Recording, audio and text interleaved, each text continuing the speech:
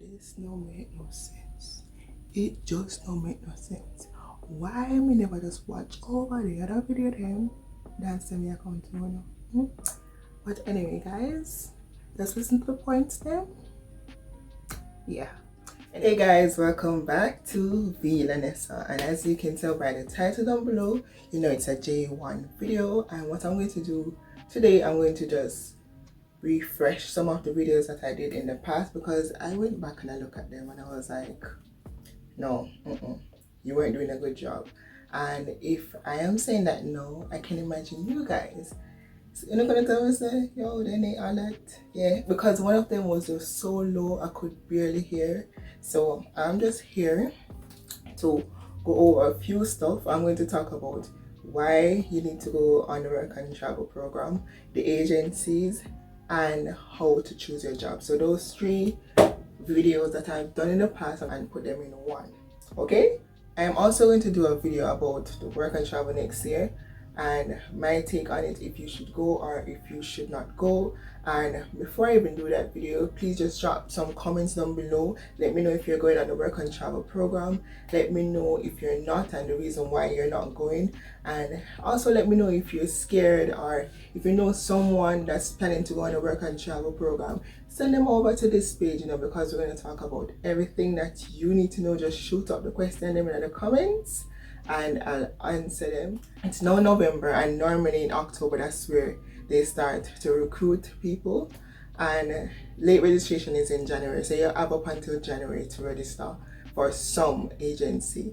And normally by January the good job them gone, but there's a possibility that you may get some good jobs. So just stay tuned, you know, to the video and soon come back in. You understand? Yeah.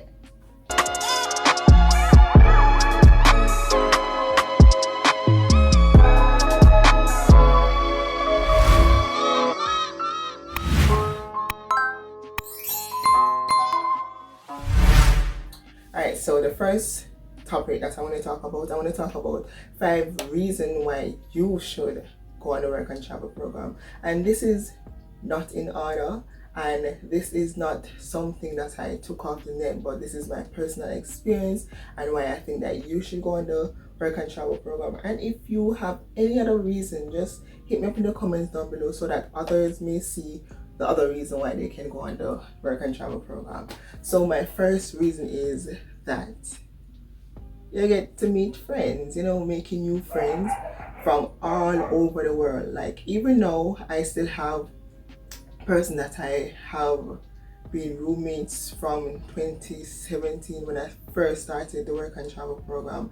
I have friends from Slovakia, I have friends from Czech Republic, I have friends from Mexico, France, and all those places. And can you imagine, you want to go on a vacation to some of these countries and you can say, hey, call a friend from Slovakia and say, I'm planning to come, you know, could you host me? And that's you saving money from paying rent or paying a stay at the hotel. So making new friends is one of the main reason, well, not really the main reason, but one of the reason why you should go on the work and travel program. So the second reason why you should go on the work and travel program, and this is big for me because I went to the embassy about 3 times for the B1 visa and I got denied. And when I went to the embassy the 4th time for the J1, I was accepted. And I am saying, hey. And the good thing about it is that after you have worked your 4 months, you have 1 month after your visa expires to travel within the United States of America. And they encourage that because guess what? You're spending back the money in the country. But you know, we Jamaicans, we don't spend all of our money there. We carry back home because we have bills to pay and school fee to pay. But that's another point. You understand? But that's one of the reasons you get to travel to the United States. You get to travel within the United States, and for many people, this is the only way that they can get to go to the United States. This is the only way they get to leave their country. This is the first time they are traveling, and it is an exciting feeling. It is one of the most amazing. Even though I have traveled before, I went to other country, but I really wanted to go to United States of America, and they never did want to give me the visa. And for this J1 program, I went to United States 3 times, and I can't tell you how much times I take plane traveling inside of United States, because you know it's a big country, right? So it is really good. And then even though there is a 2-year ban after you have acquired your J1 visa to go for the 10-year visa, it still paves the way for you to get that visa if you can prove that you're not going over there to work but for vacational purposes. The third reason is that it takes you out of your comfort zone. Now, for a person like me who like to be inside, like to have their own space, you know, a own house, sharing the bed with nobody, just like them own space for a selfishness reason. Because the work and travel program, you have to share houses, you have to share bedrooms, sometimes with 4 people, and that's uncomfortable sometimes. And because you already have the mindset that you're over there to work, to experience the culture, you know, you have to adjust to certain stuff that you're not used to. So it actually takes you out of your comfort zone. For people who don't normally cook or shop or wash, no, they don't have their parents there, so they have to do it themselves. So it kind of free you up a little bit, and yeah, let you be more laid back as it relates to having person in your space, and make you more productive as it relates to household chores, washing the dishes, and washing clothes, and on, and that don't make no sense. Next point. So the next point is that it builds confidence, and it also teaches you to speak English. For many people, they didn't know that they could have done certain stuff until they have reached in certain situation. And for the J1 program, the fact that you are outside of your comfort zone helps you to build courage and be confident in everything that you do, working for others, you know, doing your best.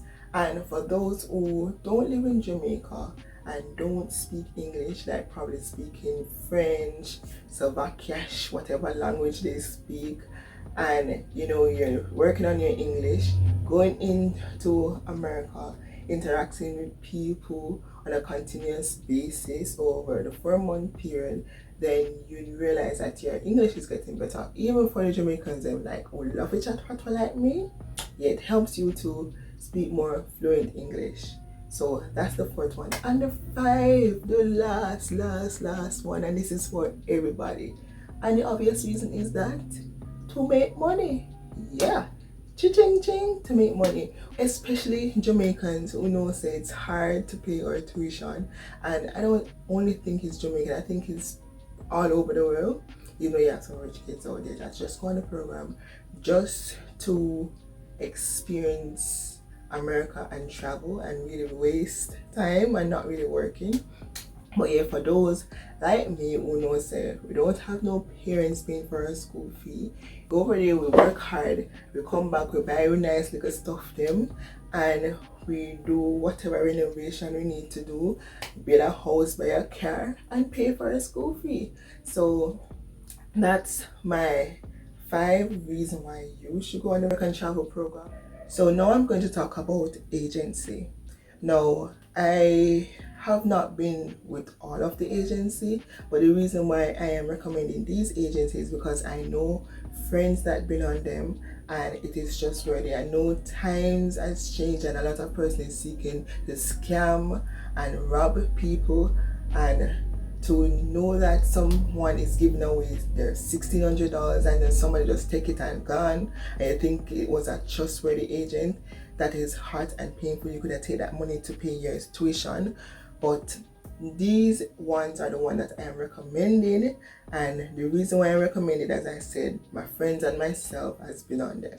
The first one is IRSS, the second one is eJAM, and the third one is Job Seekers. Now these 3 I have never been with them.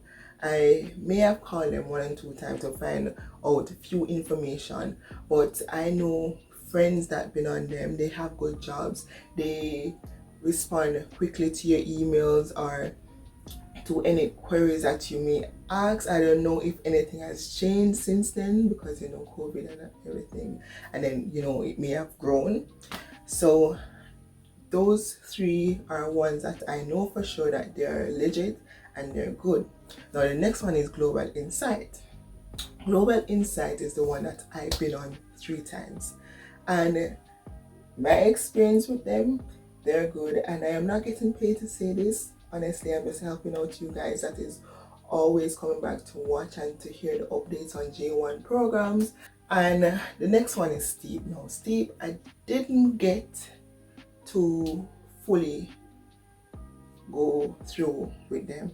So the reason why I switched from Global Insight to Steep is because Steep is more lenient. When I say lenient, is that Global Insight only allow you to go 3 times with them, and they have age limit plus a lot of stuff.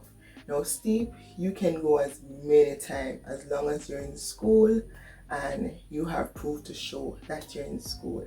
And I was really looking forward to go this year, but everybody know the pandemic happened, and they're very understanding. They're more calm to me, as I don't know if it's because I know the lady. When I went there, I realized that I know them.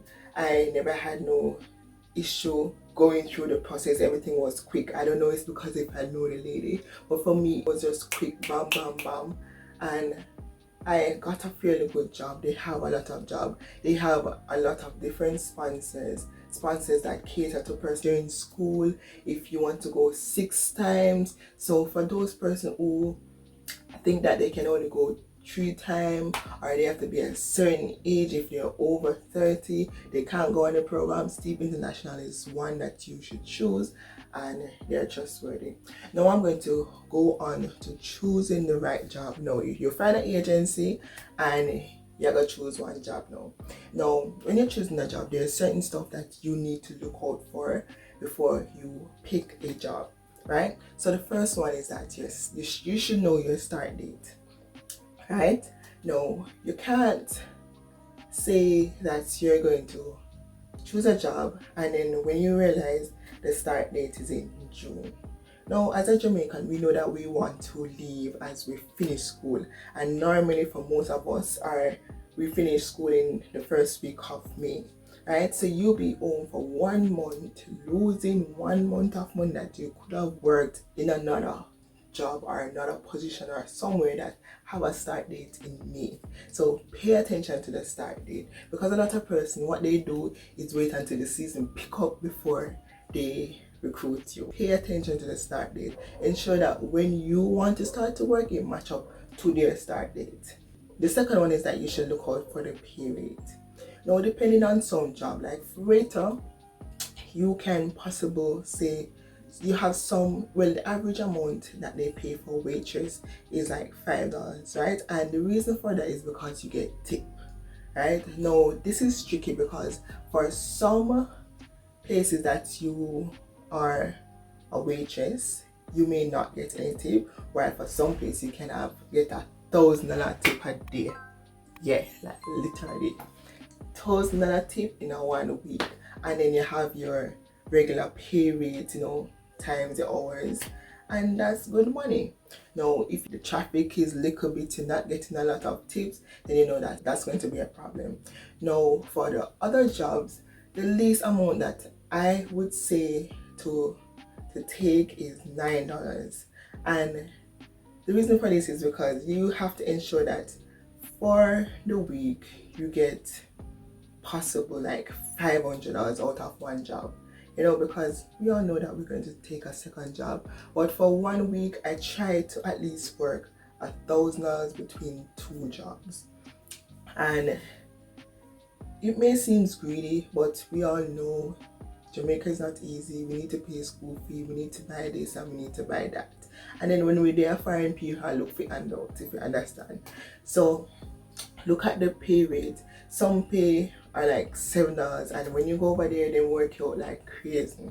Some other pays are like $14, $12. The average, I said, don't try not to go below $9, right? But if you can do it. And then not only that, the next point is that you should check your surrounding area, because say for instance you get to a $7 job, right?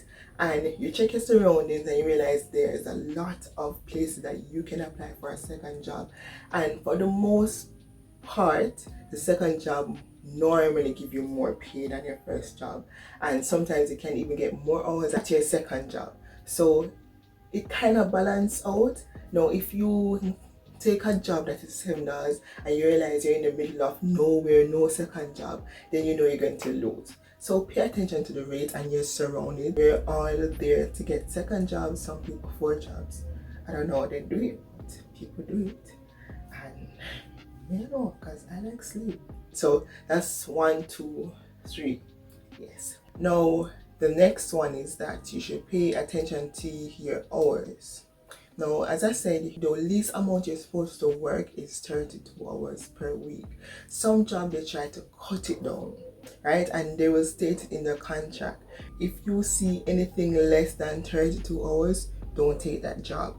And look out for those jobs that say, hey, you can work overtime, and they pay time and a half for overtime, because majority of the time working up those overtime hours actually pays off. Because if you work $10 and then you work overtime, you know, say $15 for the extra hours then when you work, and that's a good money.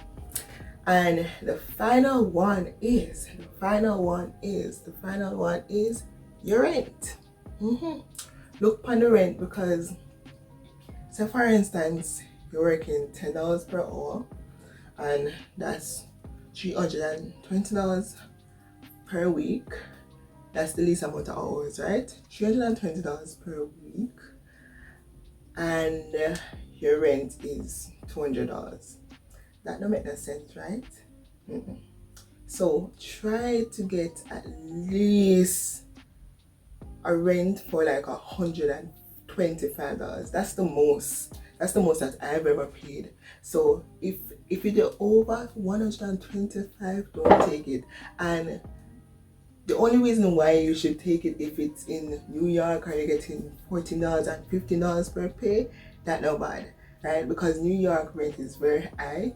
But other than that, and you have some state that high, so try to match it with the state and just calculate everything. Take a little time, use a comb and comb through the details, and then sort out yourself.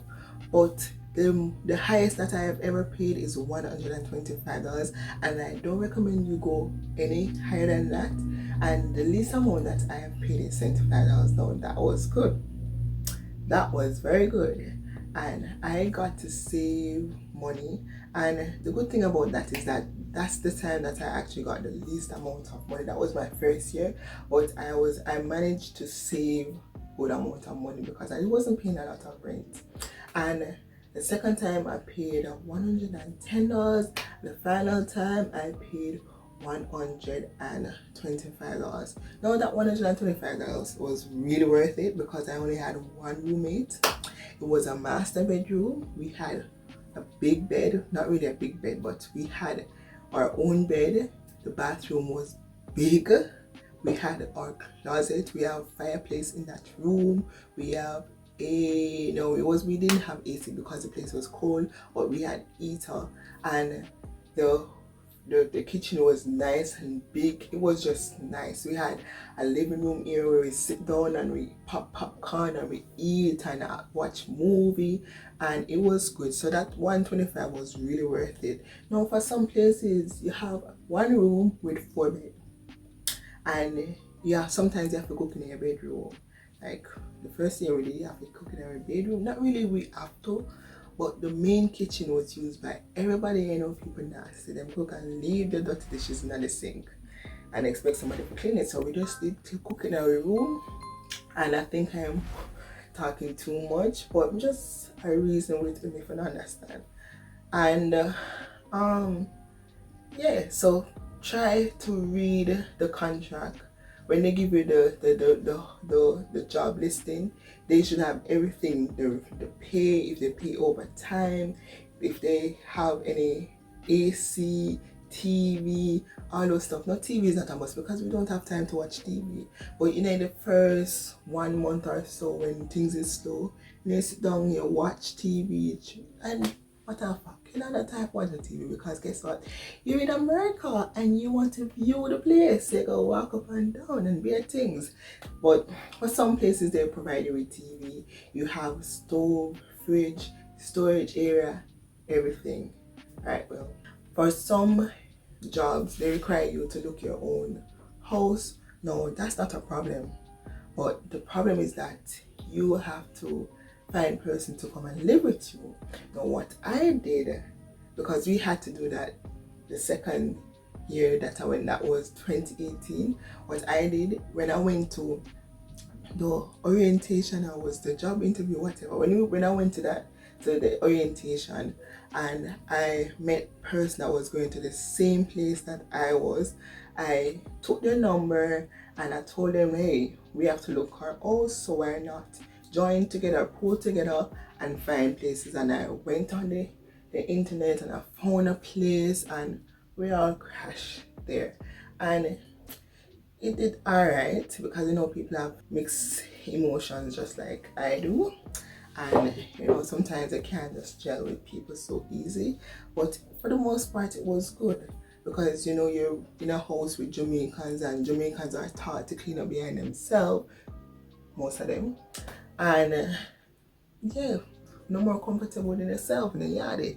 Now I hope you learned something from this video, and I know it's quick and I could have went in details more, but what I wanted to do was just to get to the point, to just talk about these 3 topics so that you can better choose the right job, the right agency, and know the reason why you should go on the work and travel program. If you have not yet signed up yet, go and sign up to one of these agencies, and for the most part some of them have late registration in January. And as I said, look out for my video. I'm going to talk about if you should go next year, because I have mixed emotions and I'm going to tell you why I have mixed emotions. So please, if you have not subscribed to the channel, subscribe now, turn on the post notification bell so that you don't miss the video when it drops.